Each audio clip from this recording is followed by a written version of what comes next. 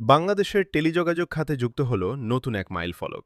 দেশের প্রথম BTCL MVNO সিম সফলভাবে সচল হয়েছে। এ তথ্য জানিয়েছেন প্রধান উপদেষ্টার ডাক, টেলিযোগাযোগ ও তথ্য প্রযুক্তি বিষয়ক বিশেষ সহকারী ফয়েজ আহমেদ তৈয়ব।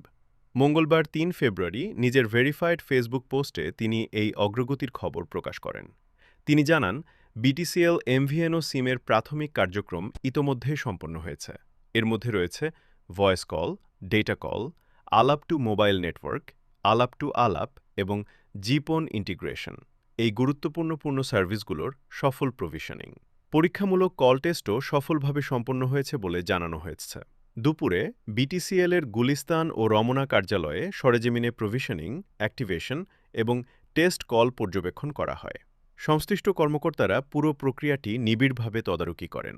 আশা করা হচ্ছে, আগামী ৮ ফেব্রুয়ারি থেকে বিটিসিএল এমভিএনও সেবার লাইভ পাইলট কার্যক্রম আনুষ্ঠানিকভাবে শুরু হবে। বিশেষজ্ঞদের মতে, এই উদ্যোগ দেশের টেলিকম সেক্টরে প্রতিযোগিতা বাড়াবে এবং গ্রাহকদের জন্য নতুন সেবা ও সুবিধার দ্বার